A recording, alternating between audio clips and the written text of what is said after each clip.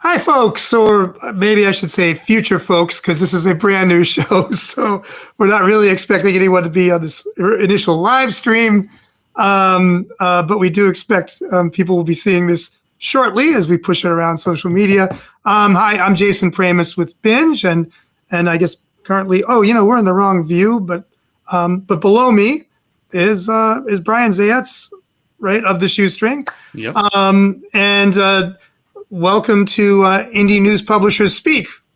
This is a new show. I guess we could call it a national show, although that sounds rather grand for a new, kind of talk show starting from ground zero. But we're going to give it a whirl. Just do quick introductions, though. Brian, who are you? Tell people who you are.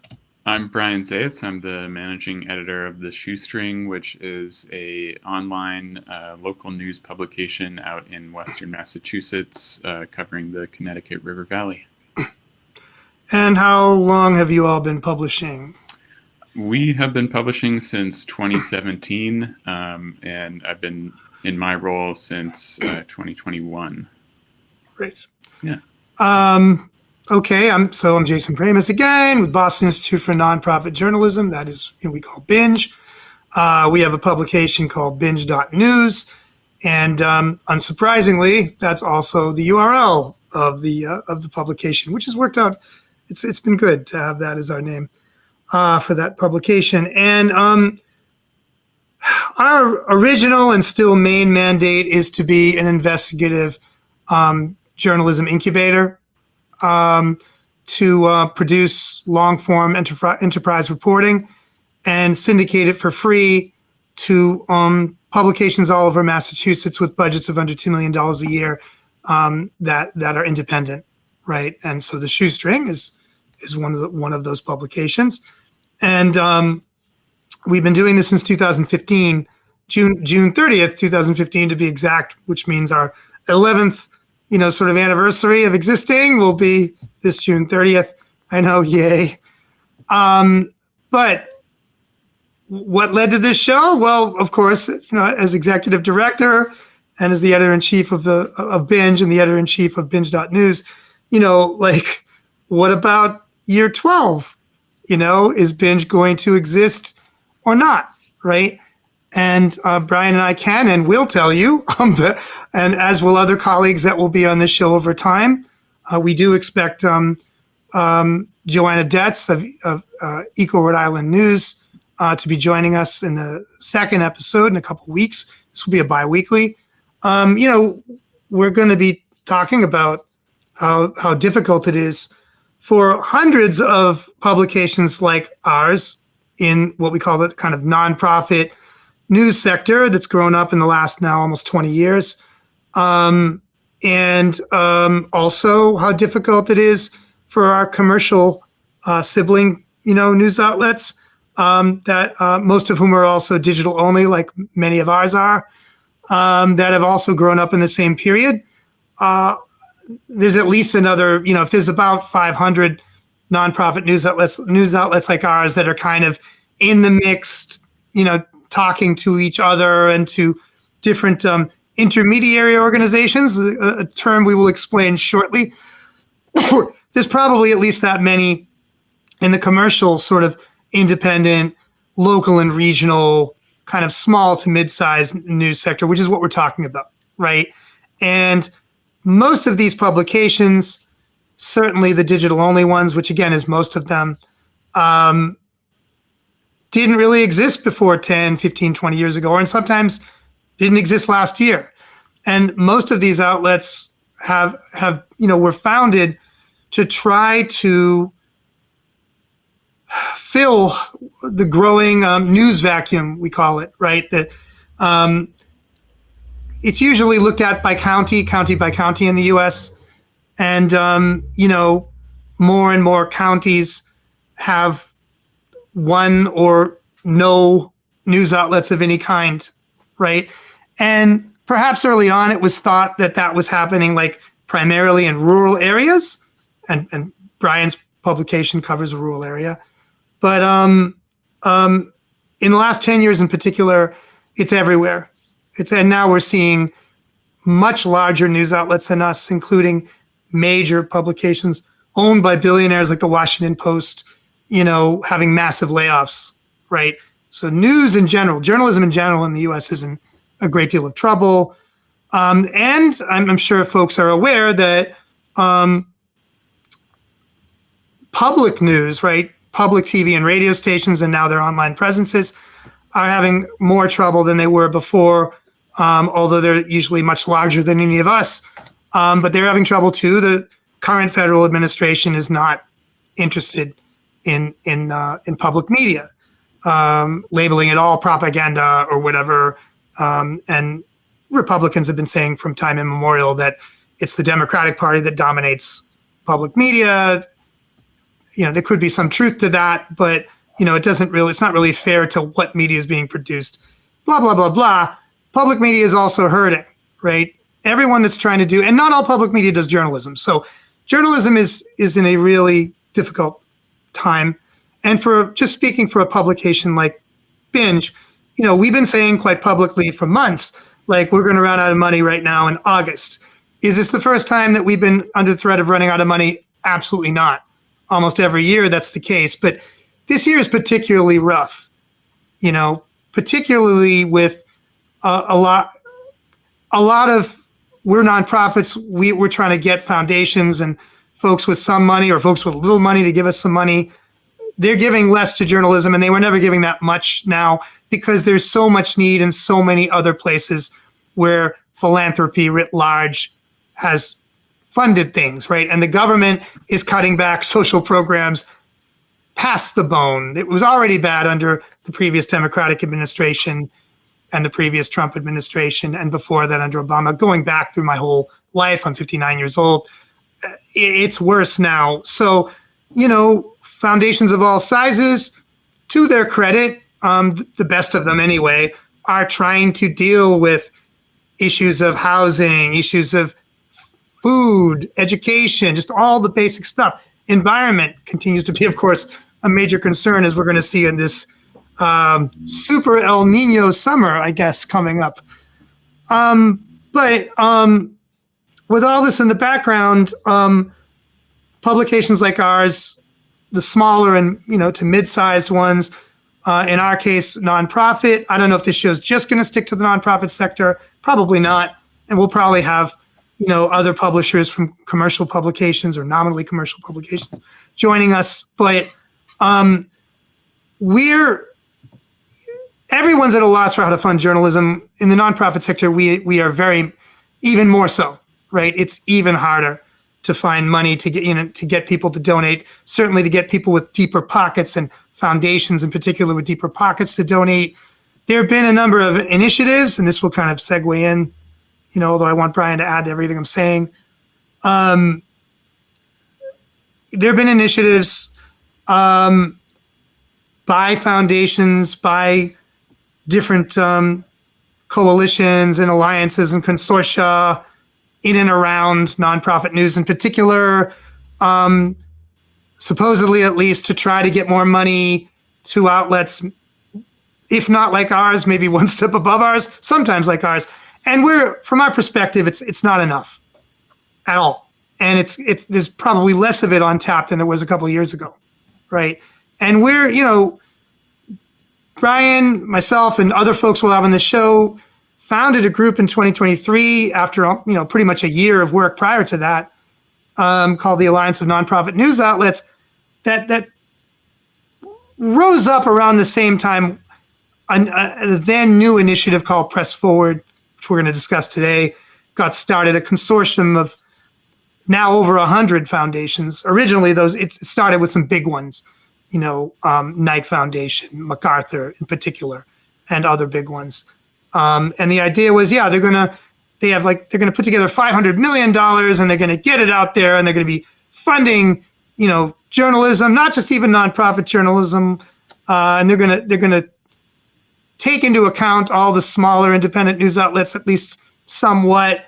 But right away, those of us on the ground who ended up organizing this group, ANO, we're seeing that there was a lot of talk and not much action that helped us very much.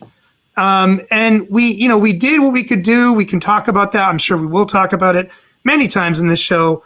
But now, our alliance, the Alliance of Nonprofit News Outlets, is kind of in a holding pattern. We this is my read, don't know what to do exactly. And so Brian, myself, other folks, Joanna have started to talk. We were all founders of ANO, and we're starting to be like, well, what can we do? So we're going to do this show as one intervention. We'd like to do some more writing, some critical writing.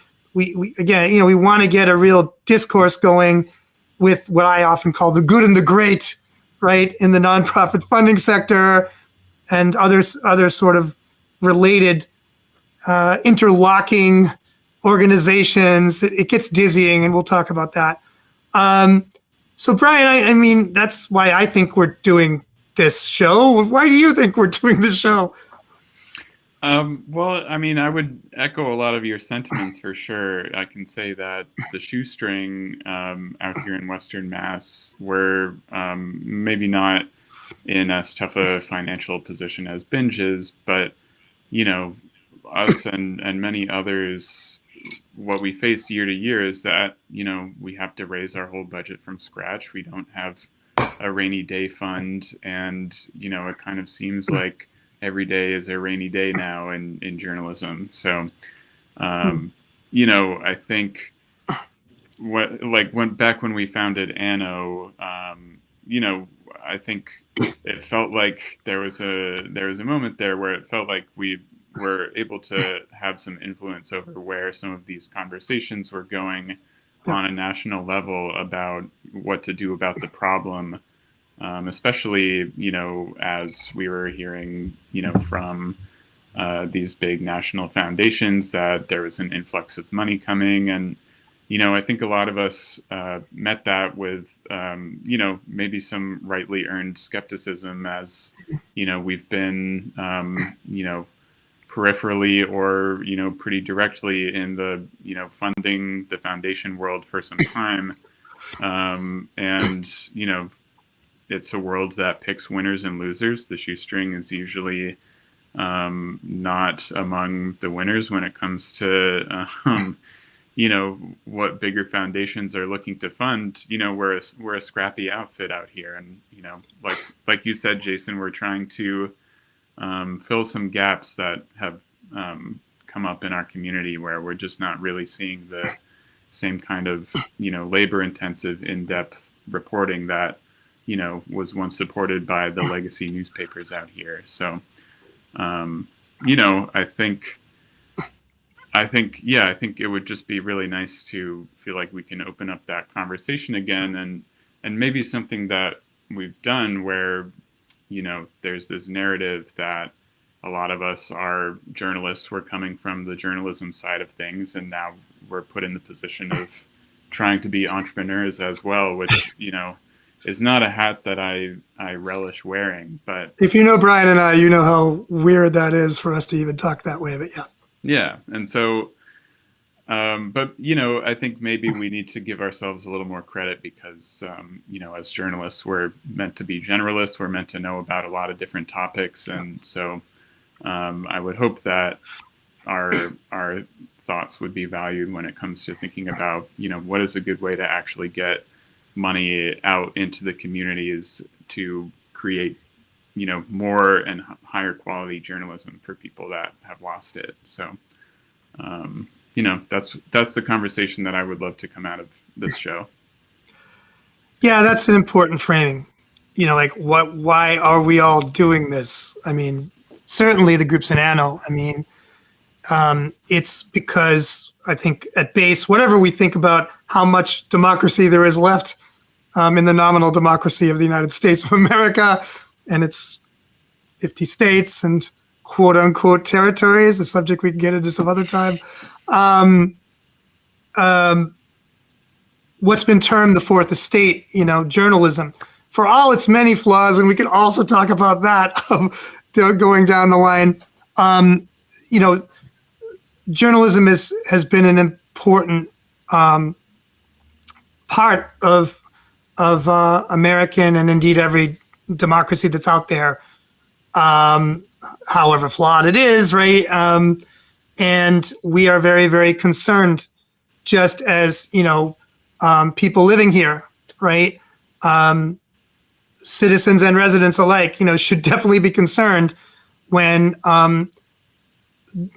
we all can't get the information we need to comport ourselves, as people who live in any polity, right? There's all kinds of decisions that people have to make, right? Political, economic, social, cultural, religious, whatever, right? And to make those decisions, folks need the best information that they can get. And the role of journalism is, at its best at least, is trying to separate, right, signal from noise, fact from fiction, truth, or in our postmodernist era, whatever we are now, truths, right, from fiction, right? Couldn't be more critical right at this moment, and yet we're in a position every year. The Medill School of Journalism at Northwestern University in Chicago does a study about kind of the situation for local news in particular, right? And it just gets worse year by year. I believe, if I remember correctly, from their report last fall for 2025, I think it was something like in the last 20 years, we've lost well over half of formerly existing news outlets at the local and regional level, I think is roughly how it works. So they might say the local level. I always had regional because BINJ is statewide. So, we don't want to be left out. We're kind of in that missing middle in these discussions a lot. And there are plenty of other outlets like us too. And along with the loss of those outlets, I think over 3,000, has been the loss of over 70% of jobs in journalism. Like, they were never the best jobs. If you're working for some local newspaper, you were never going to make big bucks. Most people that are journalists were never in it for the money, right? At the top tier, right, where the big corporate money is, okay, yeah, some journalists will make, take home very nice pay packages and benefits packages and retire pretty young, younger than me right now, for example, and have a nice life or whatever, but that's very uncommon. So, to lose these jobs in a time when a lot of us feel like, gee, we just don't know anything about anything in so many crucial areas, and to lose outlets is exactly the wrong way to go. So this is why we're so concerned. It's not just like for me personally, like, oh, I'm going to run out of money in August. Oh, poor Jason, boo-hoo, who, poor Christopher Owen, poor John Loftus, poor Linda Pinkow to some extent. No, of course that's a concern. It's always a concern. None of us are rich, but no, it's about where are people going to get this news they need? How is a democracy supposed to keep being a democracy at all, without this valuable service out there for folks? Ideally in a place they can just check it out. That's one thing that I both like and dislike about the rise of the internet, that we certainly, as journalists, a lot of us rush to kind of put our stuff out there, and along with everybody else, all kinds of creative professions too, and others sort of drop the idea that anybody should pay for this up front, and we can't put that genie back in the bottle. I don't believe we're going to have a system where people are, giving us a quarter or a buck, every time they read an article. That's not going to happen. But it was for good reason. Like, we want people to see our stuff. Many of us try to avoid what are called paywalls, that make it difficult or expensive for people to read certain content, let's say from the New York Times or whatever. But this is where we're at. And we thought today we would just take a look at, just as a kind of a bouncing off point, and we'll probably do this pretty frequently on this show. We already mentioned Press Forward, right? This big coalition of small and medium and small, medium, and large funders, yes, and driven by the large funders. That's been around now, a couple years. and claims at this point in the piece we're going to pull up. They have a blog, and they just put out their latest post to it recently. I'll call it up. But before I do, I just want to say, folks like Brian and I are sort of bombed with stuff like this blog post every day of the week. When you're running a news outlet, you're going to tend to be in certain places on social media. Like a lot of us are on LinkedIn, which happens to be a place where, again, the good and the great, like the upper echelons of the nonprofit news sector and the so-called funding world around it or suffused through it are there. A lot of like notables and quotables are up there. And also certain academics, people that write books about our sector, people that run conferences, corporations that we have a lot to say about, like Google or whatever. Some of them have, like in Google's case, has the Google News Initiative, right? We have a lot to say about that particular, effort. They're all out there, and they kind of put out what we think of as their marketing spin, their PR spin every day, right? And a lot of it is, it varies who they're aiming this stuff at, right? But some of it is aimed at us, right? Some of it is like, we're trying to help you smalls, as we're called sometimes in this space, the smaller publications with very little wherewithal, right? Like BINJ's budget is $200,000 when we're going to have a full budget. This year so far, we're just over, 120, something like that. We brought in. It's not enough, right? We need something like $50,000 to $70,000, depending on how you slice it, right? By the end of the year to make it through the year.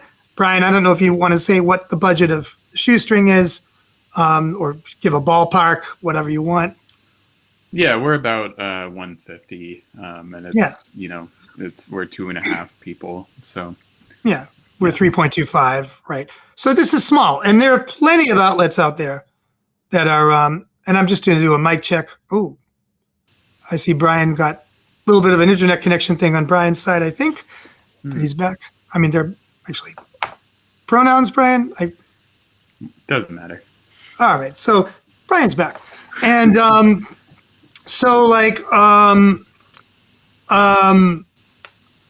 there are many outlets smaller than us, right? Definitely, there's a lot of 1 and 2 person shops, like where again BINJ is 3.25, Brian's 2 and change, right? That are just getting by on. There's a lot of folks that were mostly women, by the way, reporters, editors for, let's say, mid-sized regional newspapers or whatever. Some came out of what used to be called broadcast, and they love the communities they've served so much that when they're done with their former job, either because they left, they sort of retired if they're lucky, or got shoved out by, feral owners, looking to squeeze that last drop of profit if they're commercial out of the enterprise, pushed out, maybe with some kind of parachute, maybe increasingly not with any parachute. They love the communities they serve so much that they want to keep doing what they were doing. They recognize that nobody else is doing it. And they also, like many of us, want to train the next generation, right? There's always young people that want to do what we're doing, even when we tell them how difficult or even impossible it is. And they're like, damn the torpedoes, full speed ahead. Mm-hmm. So, a lot of outlets start just like that. It's like one person, typically an experienced journalist. And as Brian inferred earlier, a lot of these folks don't know the business side, like they never had to, right? There are publications started by people that come out of the business side of journalism. I would say that's more rare, and probably they do better. Although I would say, maybe Brian would also say that those publications their journalism might be not as sharp as it might be. Let's put it that way, right? But whatever. I mean, we try not to be judgy when we're dealing with other publications, right? Nobody's perfect, and people are trying to do the thing, as we say. So all that said, let me pull up this this article. Right. Okay. Brian, I can scroll through this if you want. Let me just pull up my other window so I could do that. What is this thing we are looking at here? So you've got the latest Press Forward blog post here, the multiplier effect, how intermediaries are helping to rebuild local journalism, which to people who aren't in this line of work, you might not know what that is. Intermediaries are organizations that are sort of go-betweens between news outlets like BINJ and the Shoestring and some of these bigger foundations. I will say it's an important role in, this sort of grander scheme of what journalism looks like today. Their intermediaries have resources that are made available en masse to smaller publications that, don't have the resources to build those things in-house. So we participate in the Institute for Nonprofit News is a big one. Local independent online news publishers is another one. The list goes on. Yeah, we'll get to that too. Yeah. I think when I look at a headline like this, We'll go back. it can feel, I don't know how much we want to jump into it yet, Jason, but whatever you want. I don't, we got time. Just talk. Yeah. I think when you were talking a minute ago, one of the things that came to mind is like Press Forward has a person who, whose job it is to work on their blog. All of these groups have people who are speaking for them. They're the public face. They're, comms people. We don't have that on our side, and so one of the things we were hoping to do with the Alliance of Nonprofit News Outlets is to be able to speak with one voice a little more, because that's just something that we historically have not been able to do as small news publishers. And so, I look at something like this with, my little skeptic brain goes off and says, I have my critiques of intermediaries. I don't want them to disappear, but I have my critiques of them. And so I look at this and I'm wondering, what is this multiplier effect? What is it? Yeah. Where is it? I guess is our question. Yeah. It's a big claim. It's a big claim, and frankly, I read the piece, and I don't know that I'm not walking away convinced that there's a multiplier effect happening here, because I think one of the things that I think the main critique of intermediaries is that, we're looking at people who, sometimes have, a salary that is larger than the entire budget of, certain news Either of our outlets. Yeah. Yep. Yeah.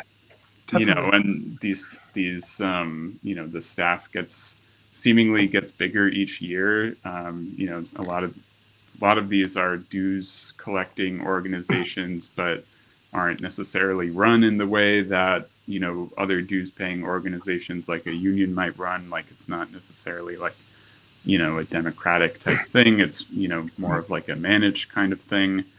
And so, I think that is sort of, it comes back to what I was saying, where it's like we would love to have a voice when it comes to things like this. And, intermediaries, for all the things they do, aren't really that. And so, when we start to talk about what is this multiplier effect, what you would think that means is that dollars that go into intermediaries are stretched further than they would be if they were just given directly to newsrooms. And that there'll be more of those dollars. Yeah, but I don't really actually see that argument being made in this piece. I see, Press Forward is explaining what intermediaries have done with the funds that they have distributed to them. But yeah, right here. Yeah. but I don't understand how this actual multiplier effect is happening. And, in fact, let's look at point one right here, regranting money to help newsrooms become sustainable. It's frustrating to see this because this is pressed forward saying that funding is being passed through another organization before it gets to newsrooms. And, it's not coming out unscathed. That money, a certain amount is going to be taken off the top to help run the intermediary organization. These are organizations that, if you scroll down, Jason, I think to, it might be the next paragraph or something. Right here.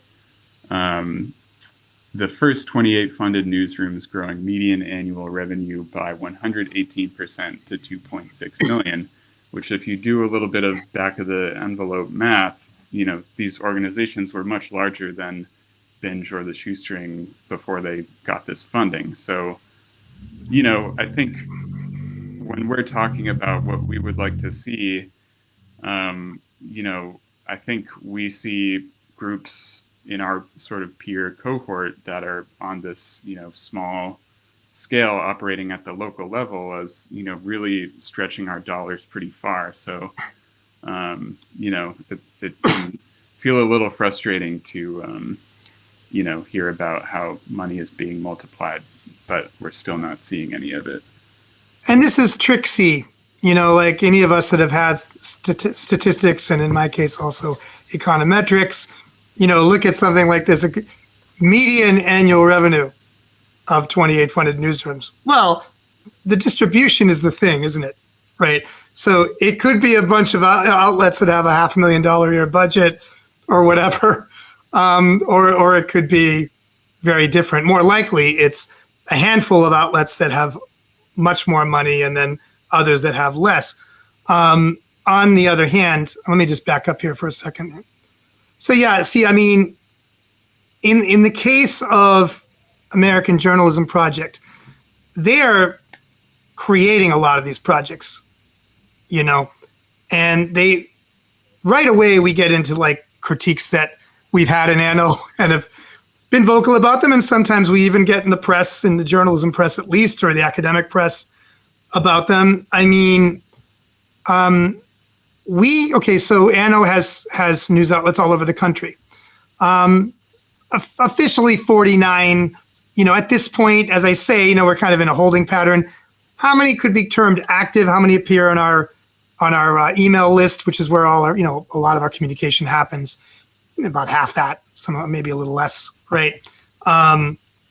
Which is completely, expected. Like we don't know quite what to do.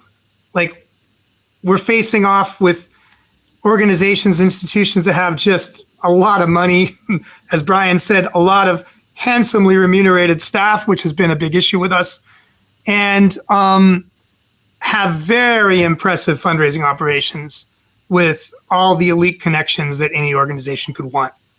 I mean, these, what someone like Sarah Beth Berman isn't being hired for journalistic acumen. Sarah Beth is being hired, in my understanding, because maybe her family's got a couple bucks and they're in that network. Okay, that is how the world works, viewers, right? So I'm sure you are all aware of that. And one of the big problems we have, speaking of democracy in journalism and indeed in society, is that, this is very much about great wealth doing what it wants in our sector as in every other sector. So you've got an organization led by people with money in this case and connected to a lot of money, pulling in, by our standards, just an infinity of money, although of course by the standards of, CNN or Fox or whatever, it's relatively small, but it's, tens of millions of dollars, right, that are being pulled in and gone through. But out and AJP starts publications often in states where our colleagues already had publications. Louisiana immediately springs to mind, right? New Orleans in particular. And this leads to something that our colleagues and we also now, there's this expression steamrolling, which AJP and others have vociferously denied doing, and we continue to believe that they do, right? And I'm going to wait a second, make sure Brian's still with us. Okay, good. And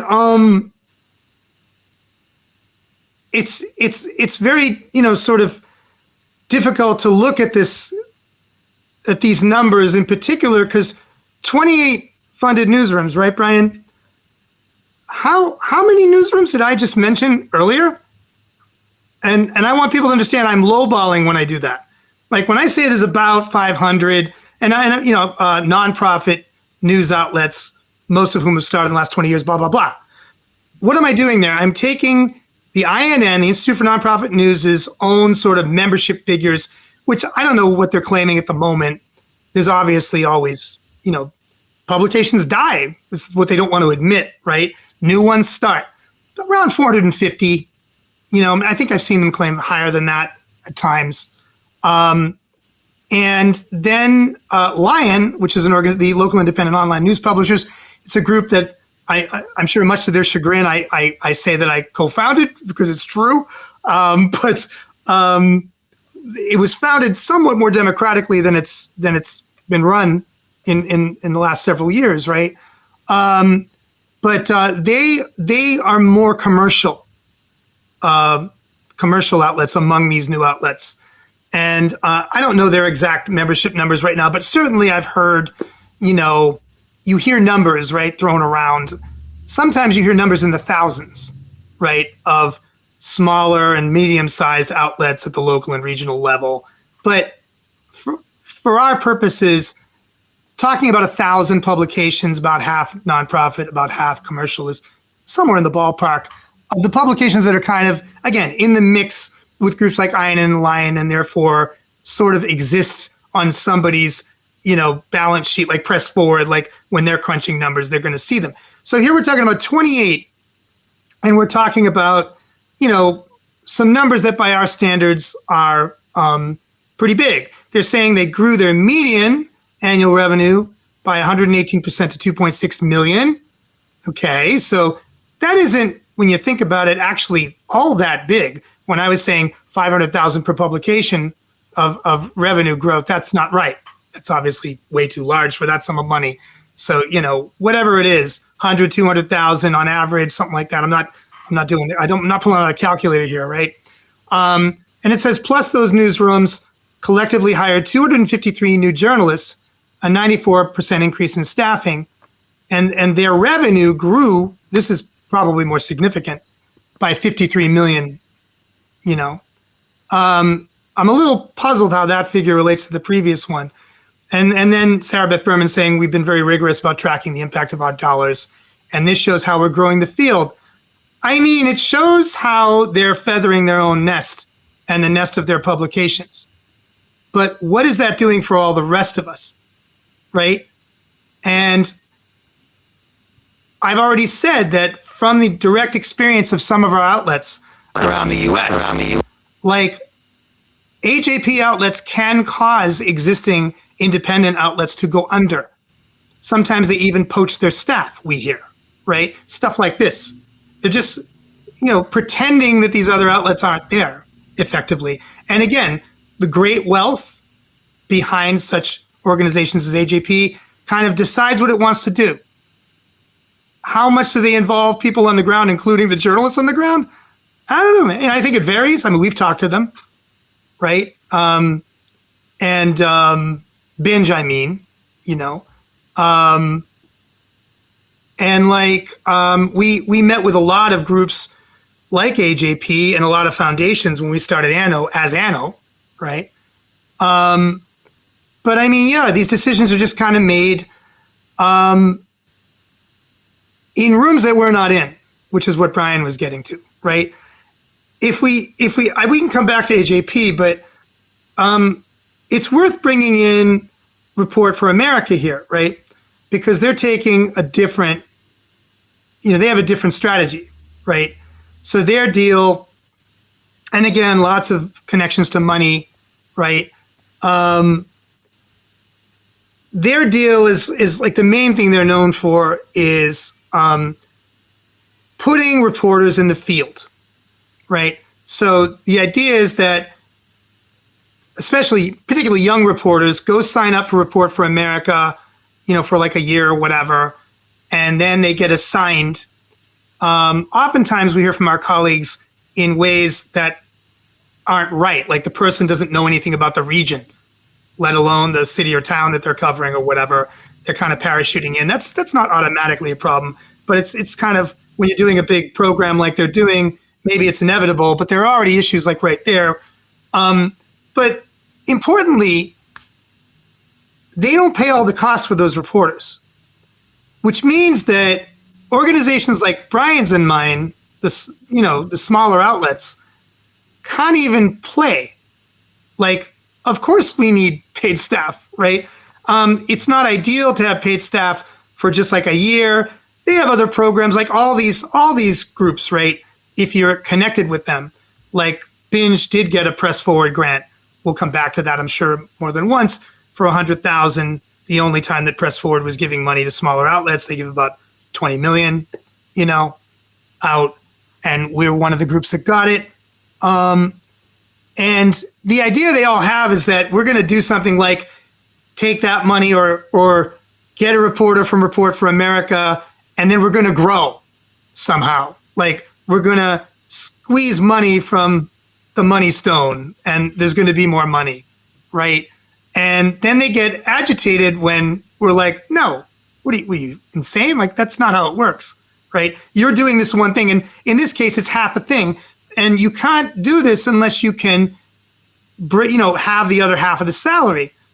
And I'm not actually clear, maybe you are, Brian, with Report for America. Is their salary standardized on their end? Because my understanding is that it might be, like, I'm not really sure. In other words, like, they might say, okay, pay $75,000 or whatever, which would be like, asking a group like ours to come up with $37,500, which we absolutely cannot do. If we could do that, we would just have another staff person, right? Or part of another staff person. We each get, our full-time rate is $50,000, and we have no benefits of any kind, right? So very common, right? Yeah, ours is 40. Yeah. Well, it's much cheaper in Western Mass. Yeah, right. So, yeah, I know. So, and, in Boston, you need at least now 75, 80,000 a year to be what my mentor when I was in the labor movement called a person in the world, like, to be able to support yourself, right? We've never even come close to the amount needed to support ourselves in Boston, where we're based. It's very expensive here. So, and again, Report for America is kind of doing its thing over all of our heads. Like, all of this stuff is happening from on high, right? People like, I think, Steve Waldman and Charlie Sennett started, Report for America. And I should say, I'm probably going to say this a lot of times, this isn't about personal animus with these people, but, we're journalists. We critique stuff, okay? So, and I understand people are trying to do things for good reasons by their lights. But again, we feel like these things are happening, without a hell of a lot of input or meaningful input. Like, they'll do the communitarian thing sometimes, especially if a group like Anno embarrasses them into it. And they're like, yeah, everyone has seats on the table. And we're like, yeah, but some of the seats, people are getting food. The seats are kind of thrones with purple crushed velvet, and like gold gilt, like Trump's ballroom, or whatever. And our seats are like these stools, missing a leg, right? There's no food, not even water. And like, they're too low, so you can just see our heads. And, Brian's pretty tall too. To see our heads above the table. This is just show personship on the part of these groups. When on the rare occasions they do that, mostly they don't. I don't know. What else can we say? Do you want to go back to a American Journalism Project, or you want to talk about a couple of the other intermediaries that are mentioned in this piece? I can scroll down further. Well, local media association is certainly a good one. Do you have anything to say about them? I have a couple things to say about them, but I can. No, I'm not super familiar, actually. There's a reason why you're not super familiar, my friend, because local media association is generally bigger outlets, including broadcast outlets, including like the Boston Globe, including like it's they're higher flying, right? They're an older association. When we talk about INN and Lion, these were both founded, in the 2010s, right? Whereas LMA has been around, I think, for quite a while in one form or another. And I believe they claim 3,000 members, right? And, so they're dealing with larger operations than us. And I don't want to get into the weeds of the numbers they're claiming here. I don't feel the need to bounce off much of what is in this, because this is just like statistics for statistics' sake to my mind. I'm not. It's like 2.76 million raised by 48 newsrooms in the local news fund, which is kind of their nonprofit fund thing that they do, right, out of LMA. 120 original Spanish language articles. That's kind of an interesting stat, right? And shared across Latido Beat in first year. 36 million philanthropic funding raised by alumni of the Lab for Journalism funding, which is their version of what a number of these intermediary groups do, where they're trying to teach a person to fish kind of thing. We keep getting this from all these intermediary groups, right? And look, go ahead, you go. Yeah, well, no, I mean, I think this is something that I was thinking of a minute ago. It's like we get this all the time, the teaching to fish thing. And, I will not sit here and say that I haven't learned anything from participating in Newsmatch. I have become better at raising money for the Shoestring because of Newsmatch. This is INN and the Miami Foundation, by the way, folks. Right. Yeah. I agree. Yeah. And so, again, it's like, there are plenty of worthwhile programs out here. We can learn from them. But I think the thing that, it feels like we all get it as news publishers, but I don't know that, the public gets it or necessarily that funders get it, is that, there's no one has figured out the formula for sustaining journalism in the 21st century, because if anyone had, we would all be doing it. Right. Right. So it's not as if, there is some, like, if we all just get better at doing what we do, that all our problems will go away. There does, like, we're talking about sums of wealth that, if you, I'll put my Marxist hat on, is stolen wealth. Like, I hope I don't get in trouble for that one, but. With who? I mean, I'm a Marxist too, so what do you want me to say?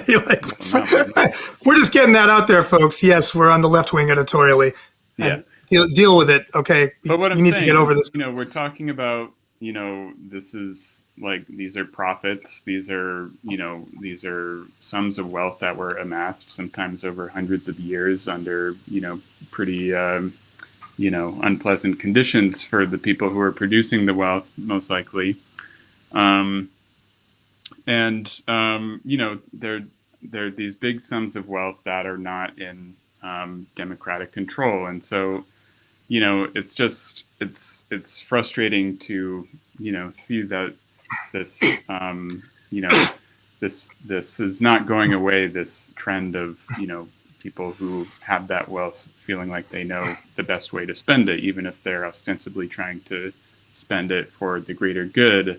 I think what we find, both on the public side and the private side, is like the last thing that people want is for their money to be democratically controlled. And so, right.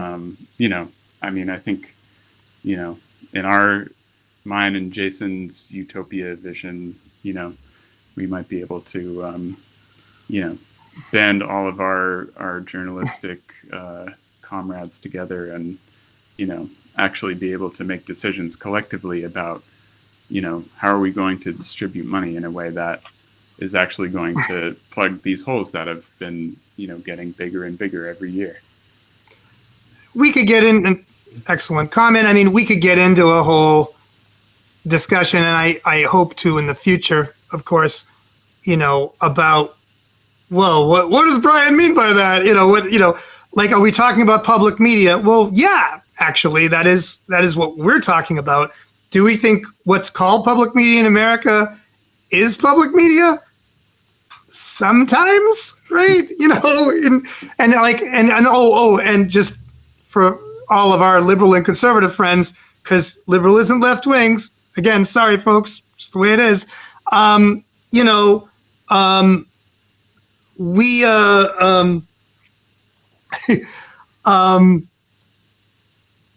don't want a bunch of little pravdas. I mean, this is what we always get thrown at us. Like, we're not, I don't think, Brian, are you looking for, a government entity to just tell us what to publish? That's not there are many, many models out there already that have been used even in the US, including stuff that just got shut down by the Trump administration. Like, when you see a corporation for public broadcasting at its best, right?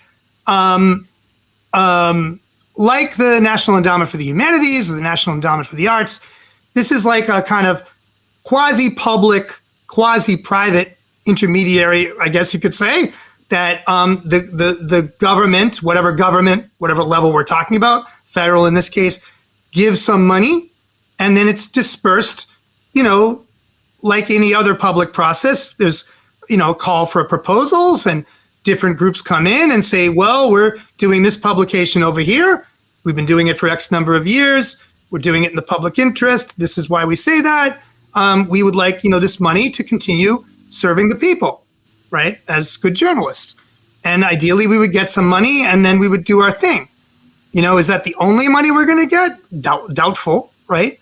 But is that the best way to do it?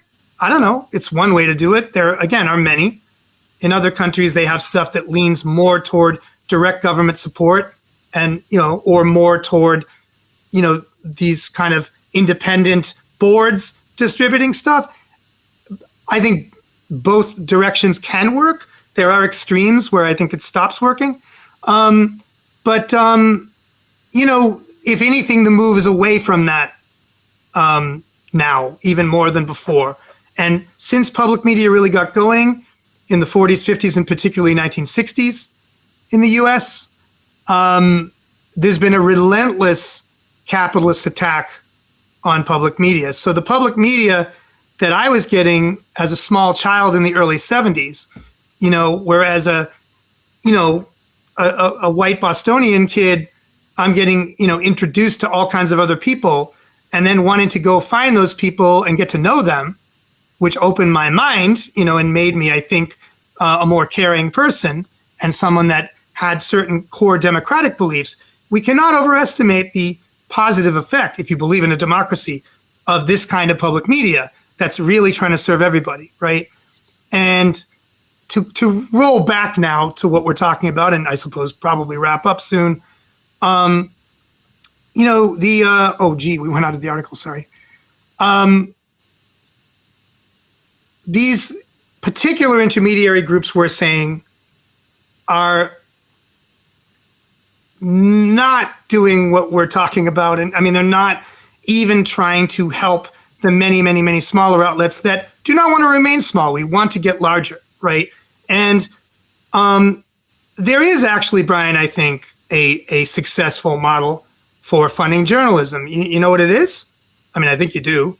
It's like, if you have money, then you'll continue to have money, right? Especially when you're plugged into these elite networks, which is what we're discussing, okay? If you're plugged in, if you also have connections to other money that you can bring on board, you're gonna have even more money, right? Now, we were saying, when we started the Alliance of Nonprofit News Outlets, it all started with this essay I wrote called Share and Share Alike, right? And we're saying, like, we want to see a lot more money, right, coming through from rich people that we don't think should be so rich. The way that what Brian was saying, they got rich off the backs of working people.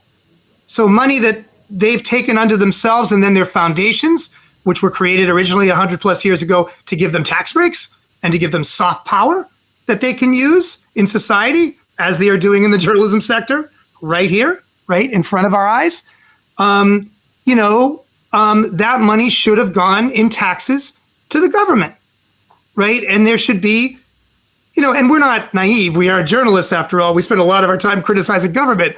We know, right? People are going to be like, yes, you're going to put the money in government. Government's corrupt. And so we're going to be like, oh, what? And corporations and the rich are not corrupt? Really? You think they're less corrupt? Do they have elected boards of any kind around them that have any kind of watchdog function, that have anything to say about how the money is spent? No, they do exactly what they wish. So we are unhappy about this, right? There's no magic solution for most of us, but we would like the folks that have the magic solution to rethink it. I mean, this is very unlikely. We know in human history that people who are the haves share with the have-nots. But, we're saying this would be the good and democratic thing to do, right?